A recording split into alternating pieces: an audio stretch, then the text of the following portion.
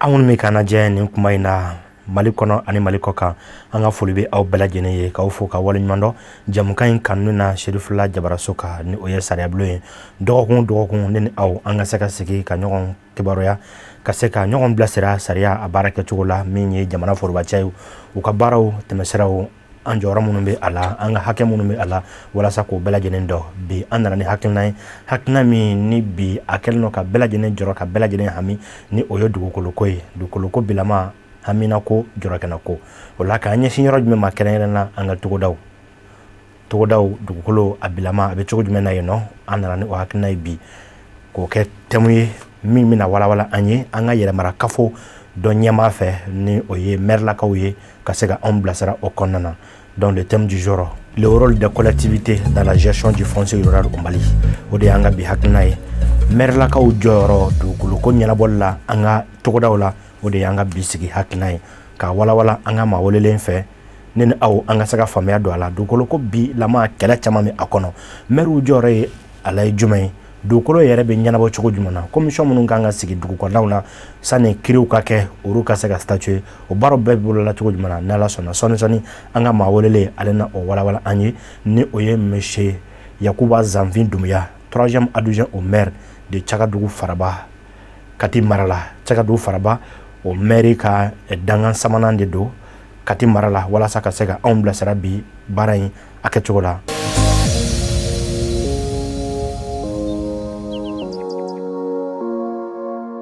Monsieur le maire, an b'i fo k'i waleɲuman dɔn. Merci beaucoup Suntara. Voilà, nin tɛ siɲɛ fɔlɔ ye an ka plateau kan an b'i fo o sanga ni waati n'an ka ci ser'i ma i bɛna an sɔrɔ yan an b'i fo. Ok, vraiment merci, c'est un honneur pour moi pour que ka ɲɛfɔli kɛ jamanadenw ye. A diyara n ye. Monsieur le maire, ka kɛɲɛ ni an ka bi sigi hakilina le thème du jour le rôle des collectivités dans la gestion du foncier rural ni o ye aw mairelakaw jɔyɔrɔ dugukolo ɲɛnabɔli la an ka togodaw la kɛrɛnkɛrɛnnen le foncier rural ni duguba kɔnɔnaw tɛ an bɛ min dɔn o kɔnɔna na sisan k'a ɲɛɲini k'a dɔn collectivitéw jɔyɔrɔ yɛrɛ jumɛn bɛ dugukoloko yɛrɛ ɲɛnabɔli la an ka togodaw la an minnu ye togodala maires ye. Donc merci beaucoup Suntara ka weleli diyala n ye n bɛ aw ka plateau mɔgɔ bɛɛ fo donc i ka question mairie collectivitéw jɔyɔrɔ ye mun ye dugukoloko la sigida sɛnɛkɛyɔrɔko la n'u b'a fɔ a ma ko foncier agricole donc n y'o de f'i ɲɛna collectivité n'o ye mairiw ye jamana kɛlen don ka fɛn caman depuis ni décentralisation nana jamana ye fɛn wɔɔrɔw tila ka collectivitéw fɛn dama dama bila u ka bolo kan donc kɛnɛya b'o la kalan surunmanin b'o la n'o ye kalan fitininw ye fɛn caman b'o la donc sisan jamana yɛrɛ ye sariya kura dɔ fana ta n'o o sariya taara 2017 donc o fana na n'o bɛ kuma foncier agricole kan donc mairiw fana jɔyɔrɔ b'o la donc ni ko collectivité an ka thème a bɛ boli mairiw kan komi ne yɛrɛ ye maire ye donc a bɛ boli olu kan sinon collectivité dan tɛ maire ye donc collectivité régionale bɛ yen c'est-à-dire cercle ta bɛ yen fo ka na se communes na donc mais an ka bi kuma a bɛ boli mairiw jɔyɔrɔ kan donc foncier rural la donc foncier rural n'a fɔ jamana yɛrɛ code domanial y'a fɔ cogo min na mairiw dugukolo minnu bilalen don u ka bolo kan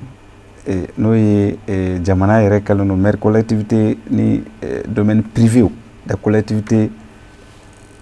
locales donc nu olu immatriculé don ko olu affecté k'olu transféré mairiw tɔgɔ la donc mairiw b'o u jɔyɔrɔ u b'o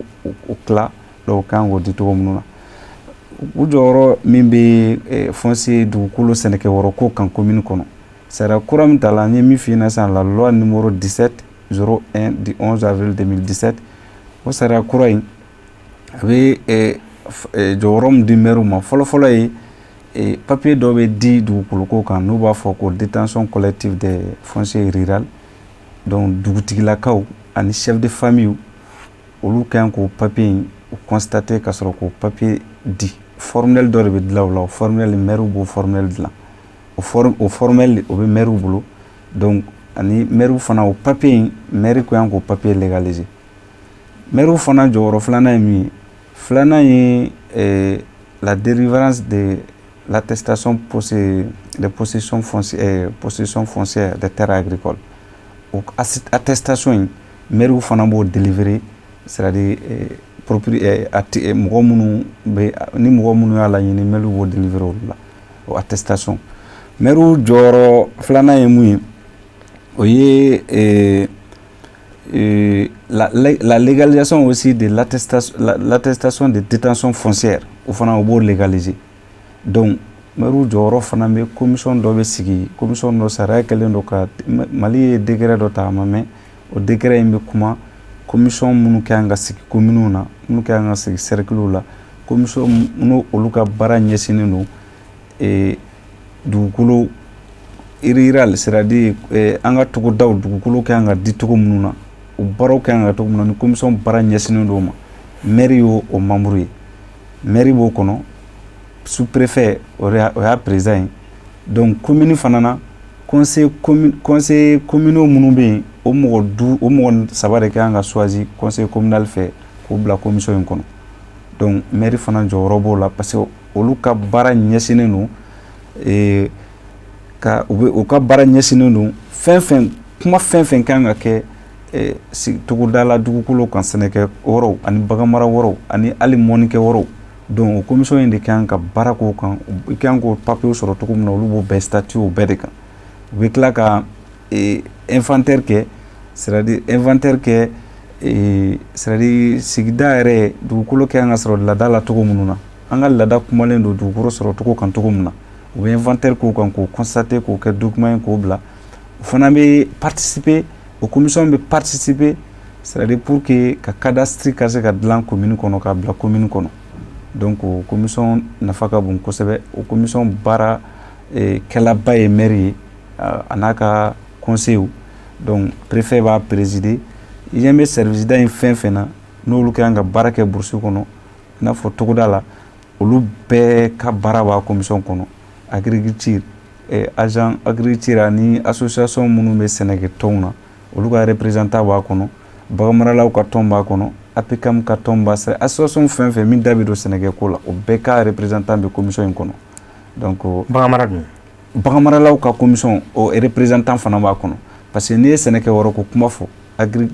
agriculture c'est-à-dire a b'o fɛn bɛɛ de bɛ fara ɲɔgɔn kan n'i ye agriculture ko kuma fɔ sɛnɛ b'a kɔnɔ baganmara b'a kɔnɔ mɔni b'a kɔnɔ élevage b'a kɔnɔ donc o bɛɛ de b'a kɔnɔna la voilà o ye maire jɔyɔrɔ fɔlɔfɔlɔ ye belebeleba ye dugukolo ko kan sɛnɛkɛ yɔrɔ kow la burusi kɔnɔnaw la. Monsieur le maire a diyara n ye kosɛbɛ i ka nin walawalali ninnu na an b'a fɛ ka min dɔ san nɔ a bɛ min wele sariya kuma na ko terre agricole ani espace agricole olu danfara ye jumɛn ye. Merci Suntara i b'o fɔ an na an bɛ question min na parce que an yɛrɛ u b'o fɔ anw ma de ko burusi kɔnɔ maire tellement que o ka d'anw ye parce que an fana bɛ fɛ ka kɛ burusi kɔnɔ maire de donc terre agricole dugukolo fɛn fɛn n'a destinelen don sɛnɛ kama baganmara kama ani mɔni kama a bɛ fɔ olu de ma ko terre agricole dugukolo minnu labilalen don sɛnɛ mɔni ani baganmara le secteur primaire o ye espace agricole de donc a bɛ fɔ o ma ko espace agricole maintenant terre agricole o ye dugukolo minnu c'est-à-dire minnu uniquement sɛnɛ bɛ ka kɛ dugukolo minnu na minnu occupelen don sɛnɛ baganmara ani mɔni donc wɔrɔ minnu occupelen don déjà a bɛ fɔ o ma ko terre agricole mais espace agricole ye wɔrɔ minnu sɛnɛ bɛ se ka kɛ wɔrɔ minnu na ani mɔniw ni baganmaraw bɛ se ka kɛ wɔrɔ minnu na olu ye espace agricole. D'accord ni an y'a lajɛ sisan nɔ o dugukoloko ninnu le régime foncier agricole ale bɛ na cogo jumɛnw fɛ. Ok donc an ye sariya ta k'a lajɛ ka kuma n'o dawulu ye. N'i ye sariya ta k'a lajɛ n ye loi sariya bolo min kofina sisan n'o ye loi numéro 17/001 du 11 avril 2017 o sariya b'a fɔ ko terre dugukolo minnu bɛ don terre dugukolo minnu olu kan ka n'olu bɛ relever c'est-à-dire régime foncier la donc o dugukolo ninnu a dugukolo ye dugukolo 4-5 ɲɔgɔnna ye a fɔlɔfɔlɔ o ye les terres agricoles du domaine public de l'État donc jamana yɛrɛ ka dugukolo minnu bilalen don parce que an degela k'o ɲɛfɔ yan domaine public ye fɛn min ye an y'o ɲɛfɔ yan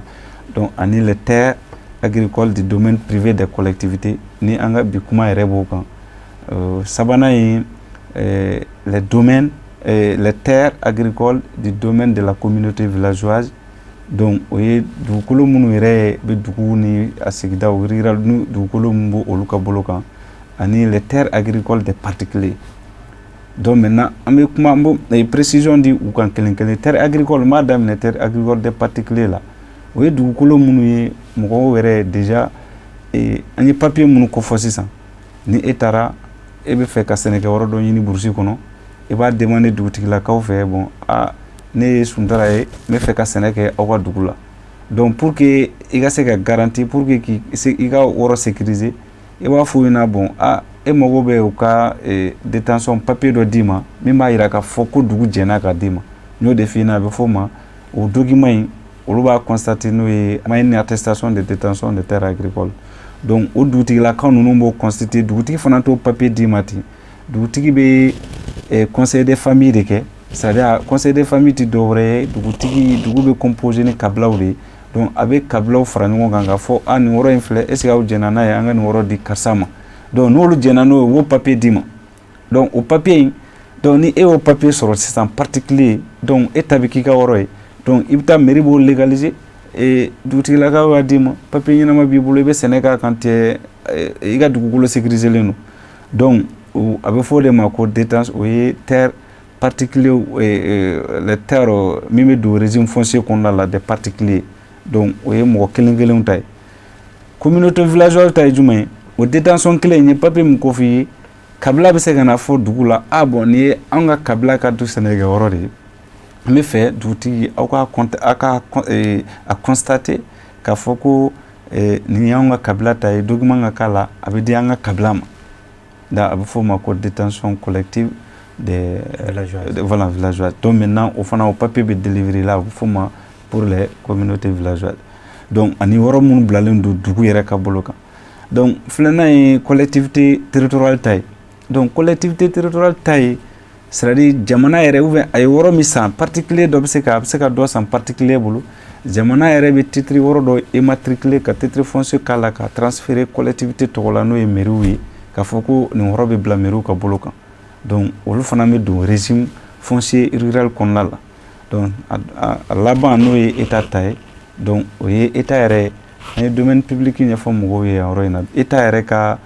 domaine public donc olu fana o bɛɛ bɛ don a kɔnɔna la donc o ye régime les terres qui relèvent du régime dugukolo minnu bɛ relever régime foncier la o dugukolo de filɛ nin ye tan. D'accord, monsieur le maire o kɔnɔna na dugukolo ninnu sɔrɔ cogo ni ne bɔra hali ne tɛ o dugumɔgɔ ye ne bɛ se ka dugukolo sɔrɔ yen ni ne tɛmɛna nin sira ninnu fɛ walima n bɛ se ka arranger ka tɛmɛ sira wɛrɛ fɛ n'o bɛ bɛn sariya la. Ni dugukolo ninnu bɛ sɔrɔ c'est-à-dire i n'a fɔ e b'a yɔrɔ sɔrɔ ni e bɔra yan i tɛ yen yɔrɔ dugumɔgɔ ye donc i n'a fɔ n ye min fɔ i na particulier ta la sisan i b'a sɔrɔ a bɛ i n'a fɔ ni nin baara ninnu kɛra i n'a fɔ a bɛ sɔrɔ ni transaction de ye transaction foncière donc transaction ninnu de bɛ kɛ ni nin papier ninnu ye donc ni papier minnu ko f'i ye mais i tɛ se ka taa o yɔrɔ la ni papier kofɔlen ninnu tɛ ni e ko e bɛ taa ɲini sisan fɔlɔ la an ka sigida mɔgɔw u tun bɛ dugukolo di mɔgɔw ma u b'a f'i ɲɛna bon an ye yɔrɔ in singa i ma u b'a f'i ɲɛna i bɛ sɛnɛ k'a la i bɛ bagan mara la i b'i sigi e b'i ka baara kɛ mɔgɔ t'i tɔɔrɔ e mɔden b'i sigi o fana mɔden b'a sigi mɔgɔ si t'aw tɔɔrɔ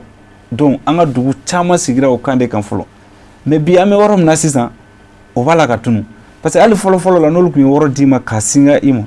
donc u b'a f'i ɲɛna bon i tɛ yiri turu a la dugu dɔw bɛ yen par exemple olu b'a fɔ a bɛ d'i ma i bɛ sɛnɛ k'a la mais yiri tɛ turu a la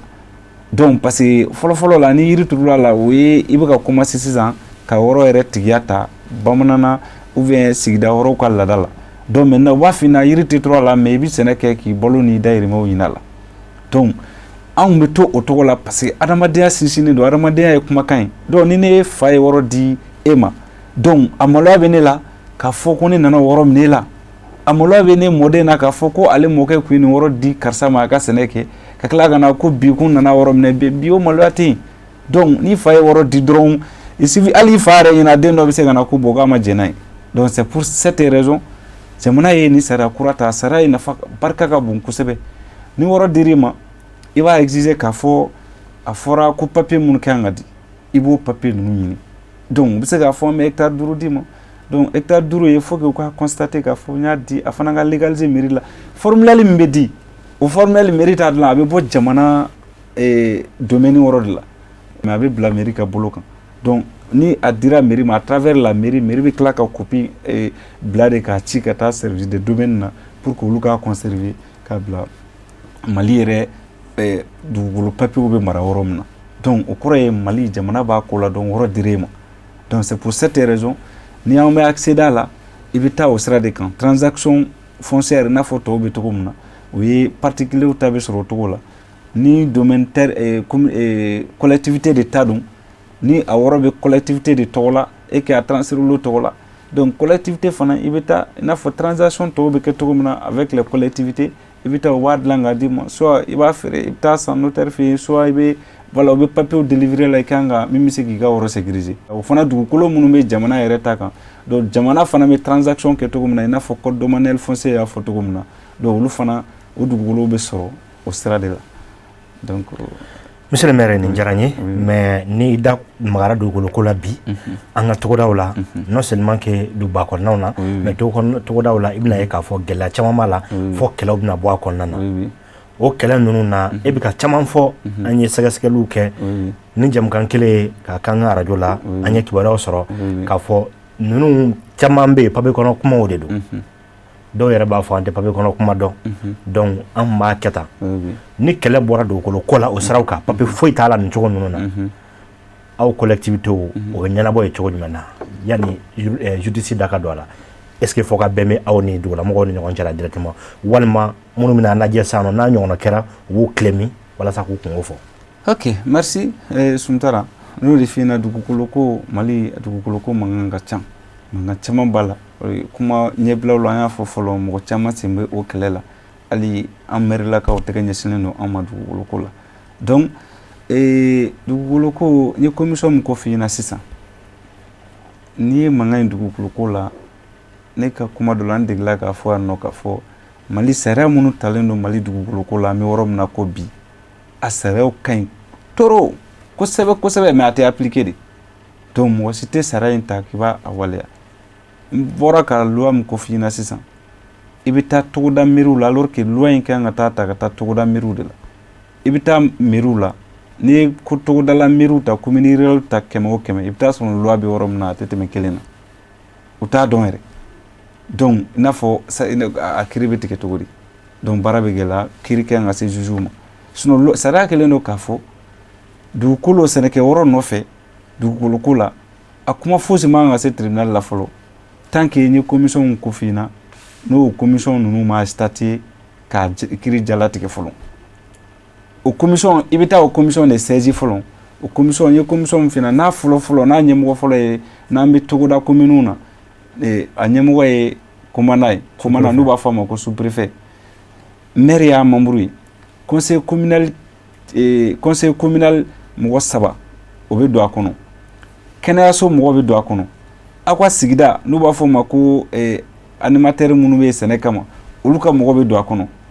aw ka sigida baganmaralaw bɛ don a kɔnɔ sécurité gendarme minnu bɛ yɔrɔ min na olu fana bɛ don a commission kɔnɔ donc commission bɛ baara kɛ donc commission kan a secrétariat bɛ assurer ni service urbanisme olu ka représentant min b'aw ka togoda la donc olu bɛ représenté a commission kɔnɔ cela veut dire que mɔgɔ fɛn fɛn da kɛ an ka don dugukolo ko la o bɛɛ de bɛ commission kɔnɔ donc sani kiiri ka se juge ma olu de bɛ ɲininka ka statuer k'a fɔ dugutigilakaw fana b'a kɔnɔ commission in na a chargé len don ni dugutigilakaw ye dugutigi caman b'a kɔnɔ donc o kɔrɔ ye commission bɛ statuer de k'a daminɛ sariya kan ka tila k'a daminɛ laada la u b'a bɛɛ fɛsɛfɛsɛ k'a da ka hakilina fɔ donc ni commission ma se ka min ɲɛnabɔ a bɛ sɔrɔ ka se tribunal la sariya yɛrɛ y'a fɔ k'a fɔ ko n'i ma passer commission in fɛ n'i ɲɛsin tribunal la ka taa demande fɛn fɛn kɛ tribunal kan k'i ka demande lasegin k'u date don a la donc ta demande doit être déclarée irrecevable tribunal kan k'i ka demande lasegin u date don a la parce que i ma passer commission in fɛ fo commission ka avis ka ye fɔlɔ de tribunal il bɛ sɔrɔ ka tribunal saisi donc je pense que sariya minnu talen don n'olu labato la donc dugukolo yɛrɛ a kiiri a tigɛli bɛ nɔgɔya juge lakaw bolo. Monsieur le maire i ni ce nin walawalali ninnu na non seulement que i ye maire ye bi mais i fana bɛ avocaya baara kɔnɔ nin kiiri ninnu ka dugukolo ko bi ni an ko k'an ka jalaki ta an b'a sɔrɔ jɔnni yɔrɔ parce que an bɛ an ɲɛsin an maire ma k'a fereke bɔyɔrɔ da yɛrɛ tɛ sɔrɔ a la bilen a bɛɛ ye maire ye papier bɛ dilan cogo sugu bɛɛ la bi i ka baaraw kɔnɔ cabinet la e y'o gɛlɛya jumɛnw ye n'i bɛ se ka masala an y'o kan walasa minnu bɛna nin kɔfɛ jamukan in kɔfɛ u ka se ka bɔda dɔ sɔrɔ a kɔnɔ. Merci c'est-à-dire an ka débat la lotissement na an y'o kuma fɔ yan n ye tɛgɛ ɲɛsin ka maire kɛ responsable ye mais foncier agricole n'o ye sigida sɛnɛkɛdako ye dugukolo ko a mankan fɔlɔ a problème fɔlɔ ye an ka dugutigilakaw de an ka togoda dugutigilakaw ni kɛlɛ fɛn fɛn ye dugukolo ko la o dugutigilaka ninnu de kabilatigi ninnu olu de ye dugukolo ko problème ye mankan fɔ olu ye parce que bibi in na pour que maire filɛ bɛɛ b'a dɔn ni e lila ka na maire ta tɛ dugukolo ye o n y'o fɔ yan k'o walawala dugukolo mana di maire ma maire bɛ se k'o di mɔgɔ ma mais dugukolo ko kuma fɔli yɛrɛ burusi kɔnɔna la commune rurale ninnu na maire sen bɛ don a la mais maire ta tɛ dugukolo ye a fɔra de jamana y'o fɔ jamana ta ye dugukolo ye ni jamana bɔra yen mɔgɔ minnu sigilen don a la donc togodala mɔgɔ minnu bɛ yen dugutigilaka minnu bɛ yen olu ka droit coutumier de bɛ yɔrɔ ninnu kan kosɛbɛ donc maire yɛrɛ bɛ siran k'a fɔ k'a bɛ a da don dugukolo ko mankan dɔw la a problème ba ye an ka dugutigilakaw an ka kabilatigiw dugukolo problème ba ye olu ye mais exemple dɔ d'i ma ne tora réunion dɔ la ou bien an ka session dɔ la an bɛ ka kuma k'a fɔ an ka dugukolo ko ninnu n'an bɛ lotissement ninnu kɛ an ka baara kɛ sariya bɛ taa mais dugukolo kabilatigi yɛrɛ dɔ ko k'olu mago tɛ sariya la ko k'a kɛ i y'a faamuya donc parce que olu yɛrɛ fɛ du sariya yɛrɛ olu yɛrɛ fɛ déjà olu ta autorité de alors que jamana ye c'est-à-dire a bɛ fara ɲɔgɔn kan problème ba u bɛ dugukolo di n'importe comment u bɛ dugu ni e ye dugukolo di e ye kabila labɛn e ye kabila i bɛ taa sɔrɔ kabila bɛ mɔgɔ ba caman bɔ e ye jɛɲɔgɔn dɔ nana i fɛ yen o nana k'i ka sɛnɛkɛyɔrɔ d'a ma e taara hectare 5 d'o ma e dɔgɔnin dɔ bɛ yen i cousin dɔ bɛ yen o fana nana o bɛ kabila kelen in kɔnɔ o fana dɔ jɛɲɔgɔn dɔ nana k'o ka sɛnɛkɛyɔrɔ d'a ma o fana taara sɛnɛkɛyɔrɔ di donc maintenant aw b'a di o cogo la fo a bɛna kɛ aw yɛrɛ aw bɛna sɛnɛ kɛ yɔrɔ min na aw tɛ sɛnɛkɛyɔrɔ sɔrɔ donc i bɛna ye kɛlɛ bɛna daminɛ mɔgɔ minnu taara o sigiyɔrɔ la e ye yɔrɔ min di i jɛɲɔgɔn ma i dɔgɔnin bɛna fɔ non nin yɔrɔ in filɛ a ta a ka bɔ yen aw mɔkɛ de ta don aw fa de ta don a ka bɔ aw ka dugukolo kan kɛlɛ bɛna sisan problème bɛ se juge ma jɔnni ta ye dugukolo ye réellement parce que dugukolo kabilatigiw a tigi ka ca yen a organisé len tɛ donc sinon kabila dugukolo kabila minnu ta ye yɔrɔ ye dugu dɔw bɛ yen olu ka dugukolo ko ɲɛnabɔlen don kabila bɛɛ b'a dɔn nin ye ne ka dugukolo ye si tɛ don si kun mais aw yɛrɛ famille aw kabila dama i bɛ taa sɔrɔ aw bɛ se ka mankan kɛ interne o bɛ se ka ɲɛnabɔ aw ni ɲɔgɔn cɛ yen yɔrɔ la mais n'a nana ko fɔ a bɛna se sɛnɛkɛ wɛrɛw ma surtout togoda minnu ka surun duguba kɔnɔnaw la n'i ye Manakɔrɔni lajɛ bi Manakɔrɔni par exemple n bɛ exemple ta mais Manakɔrɔni n'i ye o dugukolo n'i ye yɔrɔ san yɔrɔ ninnu na f'i bɛ jɔrɔ parce que yɔrɔ dɔw bɛ yen Kati kɛlen don ka papier b'u kan yɔrɔ dɔw bɛ yen Kalabankɔrɔ yɛrɛ kɛlen don ka dɔ b'u kan yɔrɔ dɔw bɛ yen dugutigi yɛrɛ kɛlen don ka géomètre ta ka taa morceler cogo min ka d'u ye ka taa sarada i y'a faamuya donc maintenant o problème na n'a b'i bolo i bɛna e bɛ taa fɔ k'i bɛ baara kɛ dɔrɔn ni Kati ma na ko bɔ ko Kati ka dɔ ma na ko Kati papier bɛ n bolo Kalabankɔrɔ ka dɔ bɛna sous-préfet bɛna k'a ka papier ale ka papier b'a bolo donc ou bien maire lakaw bɛna k'olu ka papier b'u bolo yɔrɔ in kan donc papier caman de bɛ kɛ yɔrɔ kan donc et puis a bɛɛ daminɛ ye c'est-à-dire dugukolo ko sɛnɛkɛyɔrɔ ko la an bɛ tɛgɛ ɲɛsin dugutigilakaw ni kabilatigiw de ma minnu ta ye yɔrɔ ye olu de y'a problème fɔlɔ ye parce que u bɛ yɔrɔ di u b'a di dicogo minnu ni kɔfɛ ni gɛlɛya bɛ don a kɔnɔ. Monsieur le maire a diyara n ye toujours an bɛ contentieux kɔnɔ le contentieux du foncier rural an b'o kɔnɔna na n'o ye dugukolo ko kɛlɛ togodaw la sɛnɛkɛyɔrɔw nɔfɛ ka kuma kun cɛ kɛlɛ minnu b'o la bi n'i ye yɔrɔ singa mɔgɔ ma i sigi yan n ye nin d'i ma hectare 5 d'i ma ni i mago sera a yɔrɔ ma i bɛ se k'a minɛ a tigi la cogo di. ni ye yɔrɔ singa mɔgɔ ma singa ye singa de o donc ni ne ye yɔrɔ singa e ma et que singa fana kɔnɔna la n y'o de f'i ɲɛna donc fo nga yira k'a fɔ ko a singali ma ka prévu yira la k'a fɔ ko yɔrɔ in singana e ma ni yɔrɔ singali ma i ta tɛ ni mɔgɔ sera ma m'a sigi ma waati de kɔnɔna la i bɛ baara k'a la nin waati la ni nin sera i b'a segin ma ni nin waati sera i bɛ n ka yɔrɔ segin ma donc maintenant n'o waati sera ni ne nana réclamer i bɛ n ka yɔrɔ di yan donc maintenant ni i ma sɔn ni taara tribunal la tribunal bɛ e yamaruya donc maintenant i jagoya i ka n ka yɔrɔ segin ma mais ni ye yɔrɔ d'i ma k'a fɔ k'i k'a ta o fana papier fana b'o la sariya kɛlen don k'o fɔ donation fana fɔ fo ne fana ne min ko k'a dira n ma donc ni ne ye dabisa gɛlɛya kɛ fo ne ka prévu yira k'a fɔ yɔrɔ de dira n ma ko n ka to n'a ye donc sinon ni yɔrɔ singara i ma singa i n'a fɔ i yɛrɛ y'a fɔ cogo min na singa ye singa de donc ni ne ye fɛn singa i ma karisa ni minɛ ni mɔgɔ sera a ma i b'a segin ma donc hali n'a sɔrɔ a tigi yiri turu a la par exemple walima parce que hakilina de bɛ yen an bɛ yɔrɔ min na hali sisan nin na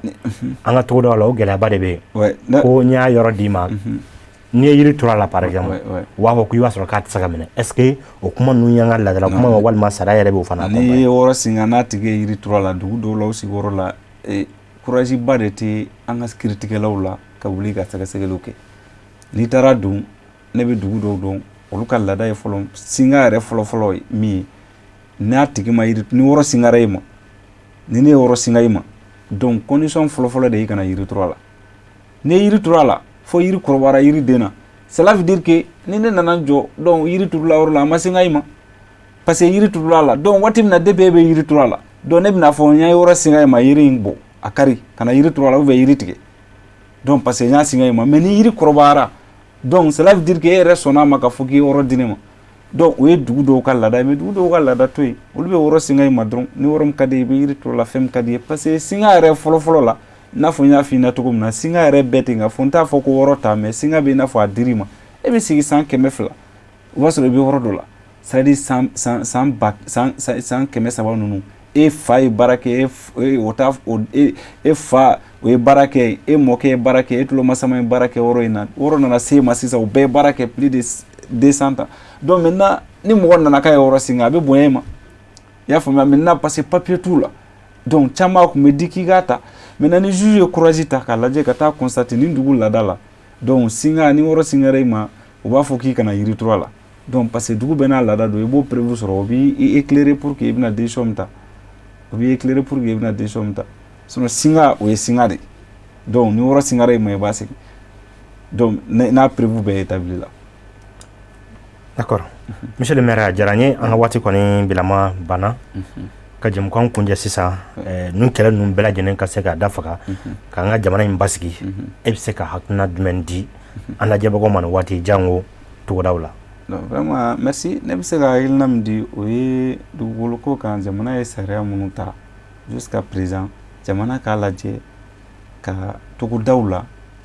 hali bi ka taa togoda dugutigilakaw a mairelakaw ka taa u former ka t'u la sensibiliser sariya minnu fɔra dugukolo ninnu kan u bɛ se ka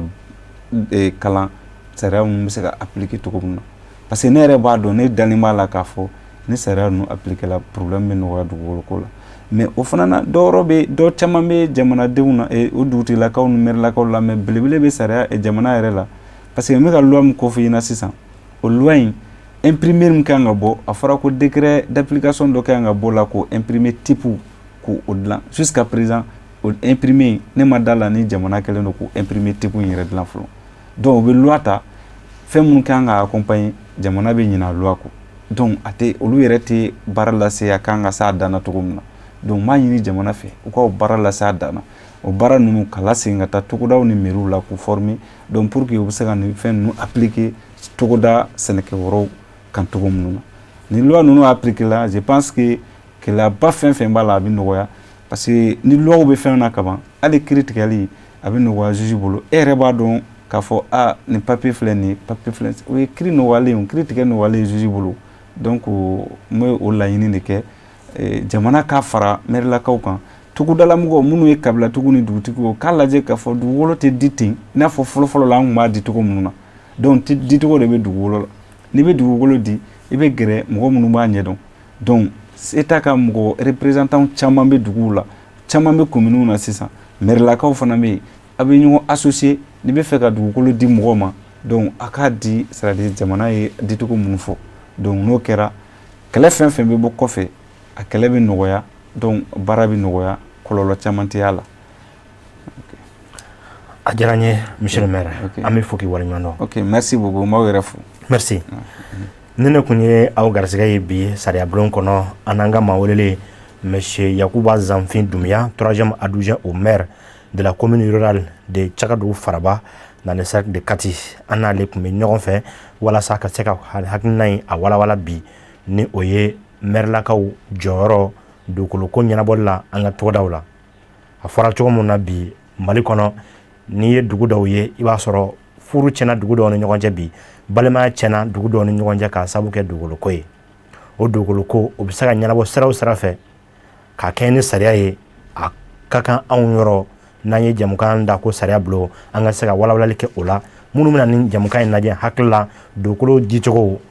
n'a kun tɛ kɛ ta yɛlɛma ka don baaraw la an ka tugu sariya kɔ ni o kɛra a ka ɲi anw yɛrɛ ma a ka ɲi an ka jamana ma basigi bɛ sɔn ka sabati o kɔnɔ bɛn bɛ sabati o kɔnɔ o de ye an ka laɲini jamukan in a sigira o de kama ni ala sɔnna waati wɛrɛ ne ni aw an na ɲɔgɔn sɔrɔ salamu aleykum wa rahmatulahi taala wa barakatuh merci beaucoup